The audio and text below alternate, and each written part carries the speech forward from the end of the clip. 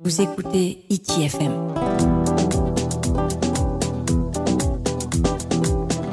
ITFM, la plus belle des radios.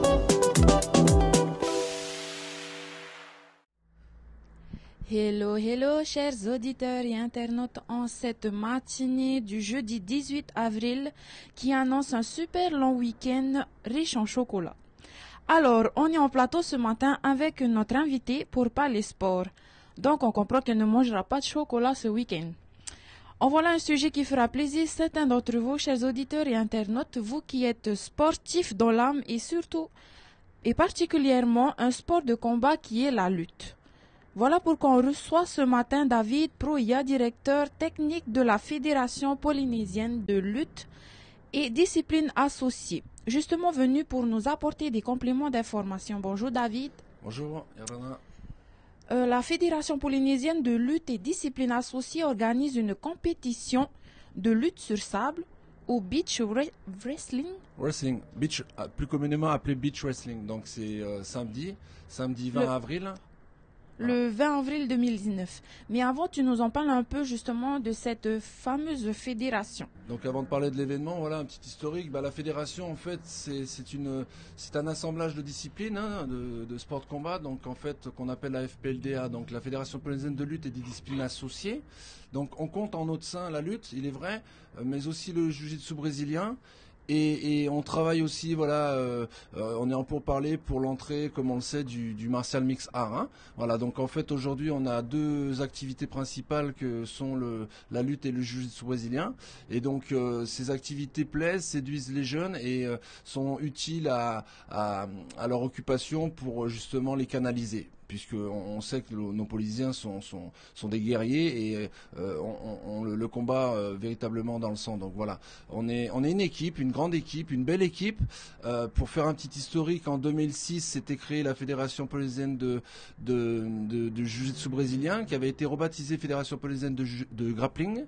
Et donc en 2013, Hiro Lemaire, qui est le président, que je salue, m'avait rapproché, puisqu'on se connaissait depuis les Jeux de Guam en 99, donc c'est pas tout jeune, pour me lancer un plan d'attaque en rebaptisant la fédération polynésienne en Fédération polynésienne de lutte et discipline associée, pour gagner de la reconnaissance au niveau de l'Océanie. Voilà, puisque vous le savez, la lutte est un sport olympique, et donc il a fallu qu'on rebaptise cette fédération en Fédération polynésienne de lutte. Voilà. Et donc c'est un pari gagnant, puisqu'aujourd'hui on a une belle avancée, une belle image au sein de notre fédé, avec une équipe qui travaille d'arrache-pied pour l'émancipation de ces sports qui plaisent, hein, je vous le rappelle. Ok, je te propose à présent qu'on parle justement de cette compétition que vous avez mis en place le 20 avril qui arrive samedi de ce week-end.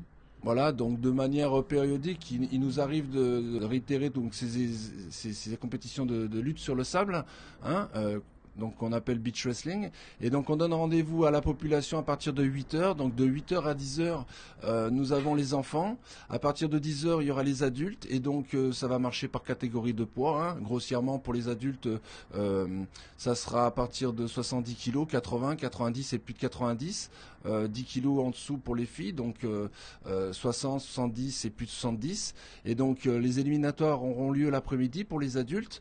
Je vous engage à venir tôt le matin puisque les enfants sont toujours en masse, et donc c'est, je vous le rappelle, le vivier, et c'est ce qui va nous permettre de pérenniser nos actions avec la jeunesse. Voilà, on privilégie beaucoup au sein de notre fédé la jeunesse polynésienne au travers ces sports de combat. Et donc c'est une lutte qui finalement est accessible à tous. Elle est très simple d'un point de vue réglementaire.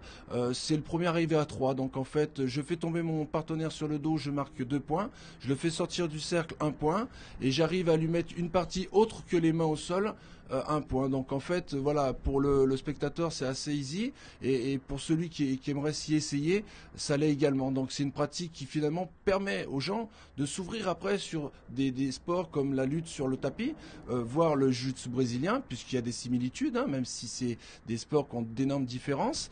Voilà. Et donc cet événement sera organisé par la fédération, je vous le rappelle, et l'appui de notre conseiller technique fédéral en la personne de Daniel Ray, que je salue également. Étant donné que tu as déjà rappelé le règlement de cette compétition, est-ce qu'il y a une tenue particulière à porter pour justement... Alors la tenue elle est libre, hein. Pour le beach wrestling c'est vraiment une tenue short, software, donc en fait qui soit assez solide pour pratiquer un tel sport de combat. Mais voilà, la tenue est assez libre. Contrairement on peut en parler, la lutte traditionnelle qui finalement demande une tenue spécifique qu'on appelle le maro. Hein. Donc voilà, on a fait 2 éditions déjà donc avec Michel Arrakino, puisque conjointement avec la Fédération des sports traditionnels, la première a eu lieu dans les jardins de Paofei, la seconde s'est faite au musée de Tahiti et des îles. Cette année, il s'avère qu'on aurait l'occasion de réitérer cet événement dans les jardins de Vairai. Donc voilà, c'est une lutte traditionnelle qui commence à bien s'inscrire sur Tahiti et qui finalement permet de relancer culturellement ces pratiques, puisque je vous rappelle que ces pratiques finalement ont toujours existé en Polynésie et en Océanie. Est-ce que c'est la première fois que la fédération organise ce genre de compétition? Alors, les compétitions de beach wrestling sont faites depuis quelques années déjà, hein, donc pour remonter un peu, il s'en est fait plusieurs. Hein, on est souvent à l'initiative de ces compétitions. Je vous rappelle que Bernard Dirolo s'y était beaucoup investi il y a quelques années, donc que je salue également. Vous voyez qu'il y a d'énormes noms qui ressortent, et donc non, ça fait quelques années quand même qu'on a lancé cette activité parce qu'on est bien conscient que cette lutte sur le sable permet, adaptée à la Polynésie, de faire venir des gens qui finalement pourraient être complexés à s'en approcher. Voilà, donc c'est une activité qui est finalement simple et elle est pratiquée en compétition depuis quelques années déjà. Voilà. Pour revenir sur votre fédération, vous comptez à peu près combien d'adhérents au sein de cette association? Alors de licenciés comptant une vingtaine de clubs, 23 clubs, si ma mémoire est bonne, je pense qu'on atteint cette année à peu près 26 clubs, puisqu'il y a eu quelques clubs naissants, et on a un nombre de 1300 licenciés à peu près. Donc voilà, c'est toujours profitable que de voir des clubs fleurir, donc il en existe pas mal aujourd'hui. Alors c'est des clubs qui, je vous le rappelle, pratiquent à la fois le jiu-jitsu brésilien, la lutte, mais aussi le martial mix art. Voilà, donc on a au sein de la Fédé, donc comme je vous l'ai dit, un président. Notre vice-président, c'est Danny Gérard, que tout le monde connaît. Et donc voilà, on a une belle équipe. Hein. On est vraiment à s'entendre et chacun a son rôle.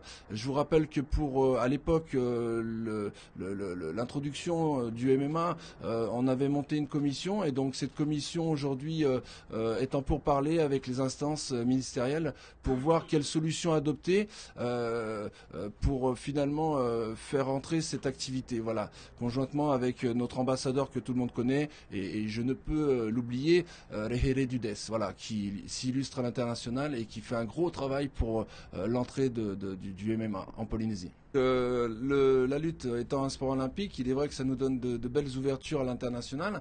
Donc il faut rappeler que la FPLDA est affiliée à la FFL, donc on a une double licence qui nous permet de participer au championnat de France, et que si certains lutteurs arrivaient à s'illustrer au championnat de France, ils pourraient être ouverts aux Jeux Olympiques. Voilà.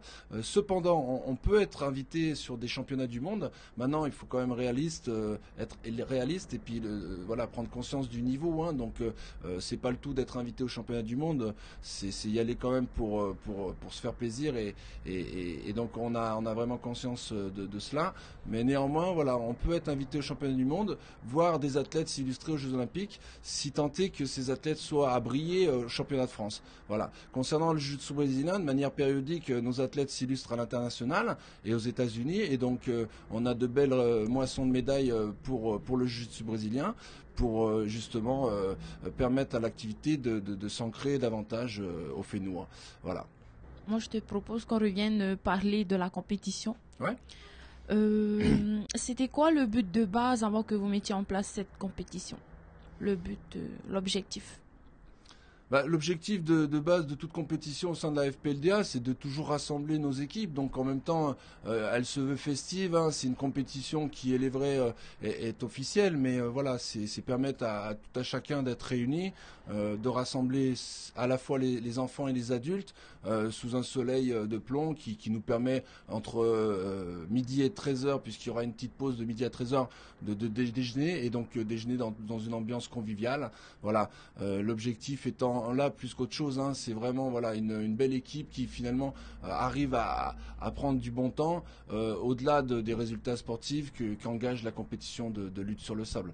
Voilà. Après, ça nous permet aussi de faire venir l'objectif, il est vrai, de détecter des nouvelles ressources au sein de notre fédé qui pourraient ensuite trouver la possibilité de trouver un club pour s'y licencier. Voilà. Parce que je vous le rappelle que cette compétition, elle est ouverte à la fois aux licenciés et aux non licenciés. Donc, voilà. On n'est pas fermé au sein de notre fédé, c'est vraiment une compétition, on a des assurances pour ça qui permet d'élargir un peu les responsabilités en cas d'accident. Et donc la compétition est quand même ouverte aux non licenciés. Comme beaucoup de compétitions, hein, je salue le gros travail qu'Aritou de la Team Millennium a mis en place lors de la compétition en Nogi, donc qui s'est déroulée à Tanoa. Ça a été un véritable succès, et donc d'autant que ces compétitions n'avaient pas eu lieu depuis 5-6 ans. La dernière en date avait été faite à Paria, et donc voilà, le Nogi il est quand même sur des belles similitudes avec la lutte, et voilà, c'est ces imbrications, ces mélanges de disciplines qui me permettent aux combattants d'être le plus complet possible pour l'avenir. Voilà. À l'échelle internationale, on a des belles perspectives. Pourquoi pas à l'échelle mondiale demain? Ok, est-ce que vous pensez déjà à organiser de prochaines compétitions de ce type? En lutte sur le sable de ce type? Ouais. La prochaine, pour rebondir sur le sable, hein, si je puis dire, alors on est en pourparlers à savoir si on le fait sur sable, sur herbe, ça serait la compétition du Churei, donc pour la lutte traditionnelle, voilà. Ok, Qui aura lieu le 14 juillet 2019, Parc Veguerey, voilà. Donc on s'y attelle, on a eu une réunion hier avec le président des sports traditionnels en la personne d'Enoch Loglin et Michel Arakino. On doit se retrouver la semaine prochaine pour faire un rapport sur ce qui s'est dit donc hier, en la présence de Loïc Taoutou, qui est aussi une force vive de la fédération, qui a eu l'occasion de se déplacer à Hawaï l'année dernière. Voilà, c'est une lutte qui peut nous permettre de nous exporter à l'échelle de l'Océanie, et c'est profitable puisque c'est la source. Moi personnellement, tout comme beaucoup d'entre nous, hein, je fais référence à Michel Arakino, on est des judokas, mais on est à la fois des combattants dans l'âme, et pendant tant d'années, je me suis dit, mais comment se fait-il que la lutte ne soit pas pratiquée en Polynésie? Elle est si adaptée aux Polynésiens. Aujourd'hui, c'est chose faite. C'est une grande satisfaction pour nous que d'y être arrivé. Voilà, on a encore beaucoup de chemin à faire. On se remet en cause tous les jours. Voilà, on est une grosse équipe. C'est pas toujours évident que de s'entendre, mais on essaie de composer, de faire en sorte d'avancer sur une même embarcation. Voilà, Imura, comme on dit, hein, si je peux me permettre. On s'approche déjà de la fin. Si tout est dit, est-ce que tu peux faire un petit rappel de cette journée? Alors, petit rappel de cette journée, rendez-vous dès 8h du matin donc au parc Paofei. Voilà, le temps sera là, et donc on donne rendez-vous à toute la population, aux curieux qui désirent découvrir cette activité, puisque je vous le rappelle, tout individu, toute personne, qu'il soit enfant, homme ou femme, puisque c'est ouvert également aux féminines, on l'a dit, est invité à participer à cette compétition, voilà, qui se veut festive. Donc c'est sur le terrain de beach soccer du parc Paofei, voilà, organisé et entretenu par les services des parcs et jardins, voilà, que je salue également. Un petit clin d'œil à Guillaume Reynal. Voilà, chers auditeurs et internautes, votre Hitimanhini touche à sa fin. Aurais-tu un dernier mot à faire passer aux personnes qui t'écoutent, des remerciements peut-être aux sponsors ou... Alors, des remerciements à tous nos sponsors, ils sont nombreux, et particulièrement à la DJS, au ministère des Sports, qui est en soutien rapproché pour tout avancer, et à la présidence. Voilà. Maruru. Voilà, le message est passé. Nous vous invitons vivement à venir nombreux le samedi 20 avril 2019, soit ce samedi du week-end de Pâques qui arrive, si vous n'avez rien à faire, mais surtout si vous aimez l'esprit compétitif. C'est fun et c'est surtout gratuit, donc venez les amis. Un remerciement particulier à notre invité, ainsi que vous qui nous écoutez depuis le début. On n'a plus qu'à vous souhaiter de passer un excellent week-end de Pâques sur les ondes de Hit FM. Vous écoutez Hit FM. Hit FM, la plus belle des radios.